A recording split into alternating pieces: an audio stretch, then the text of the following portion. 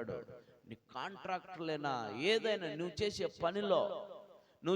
పనిలో దేవుడు నిన్ను ఆశీర్వదించండి, 2 బిల్డింగ్లు నీకు అప్పగించాడంటే నువ్వు హెచ్చించబడ్డట్టే. నువ్వు చేసే పనిలో వానర్ నీకు సపోర్ట్ ఇస్తే చాలు, నువ్వు హెచ్చించబడ్డట్టే. నీ చదువులో దేవుడు నీకు మంచి జ్ఞానం ఇచ్చాడంటే నీకు ఉద్యోగం తిరగలేదు. దేవుడు నీ గర్భాన్ని ముట్టాడంటే తిరగలేదు, గర్భఫలం వచ్చినట్టే. కృప అది. దేవుడు నిన్ను హెచ్చించడానికి కృపనిస్తాడు పిల్లరా, తగ్గించడానికి కాదు, హెచ్చించడానికి. గనుక యువతి కాలమైనా నువ్వు దేవుని కృప కోసం కనిపెట్టు. దేవుని కృప నీకు తోడుగా ఉంటే పరలోకమును విడిచిపెట్టి భూలోకంలోకి దేవదూత వచ్చి నిన్ను కూడా పరామర్శించిద్ది, పలకరించిద్ది, ఆనందింపజేసిద్ది.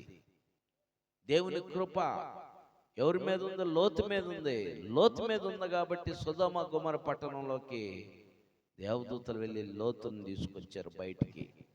అగ్ని చేత కాల్చబడింది అదే ఆ యొక్క సొదొమ గొమొర్రా పట్టణం. ఆ అగ్నిలో కాల్చబడినటువంటి ఆ పట్టణాన్ని, ఆ పట్టణంలో ఉన్నటువంటి లోతుని బయటికి తీసుకొచ్చారు దేవదూతలు.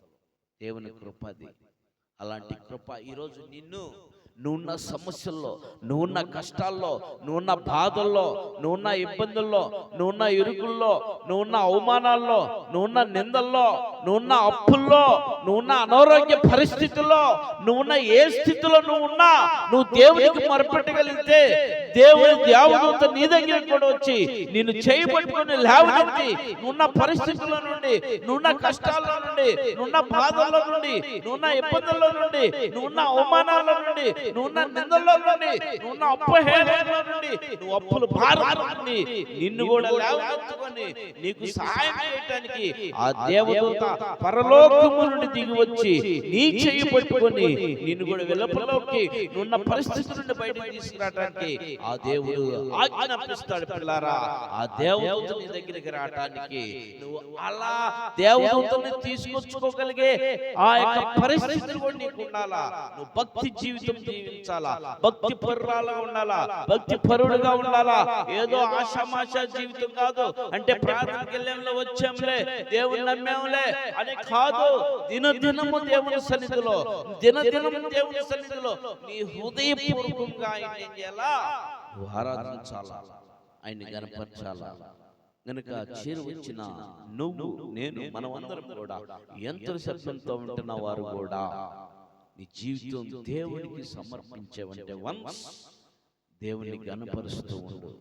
దేవునికి సమర్పించు నీ జీవితాన్ని. దేవుడి జీవితంలో అద్భుతాలు చేస్తాడు, ఆశ్చర్యాలు చేస్తాడు, ఆశ్చర్యాలు చేస్తాడు నీ జీవితంలో. మరి చేసిన అద్భుతం నీ జీవితంలో కూడా జరిగింది. మరికి గర్భాన్ని ఇచ్చాడు దేవుడు, ప్రభువు జన్మించాడు మరి గర్భంలో.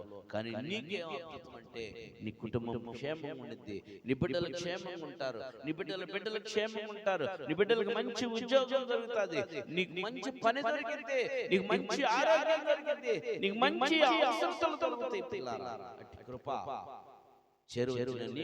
మనందరికి కూడా దేవుడు అనుగ్రహించును గాక.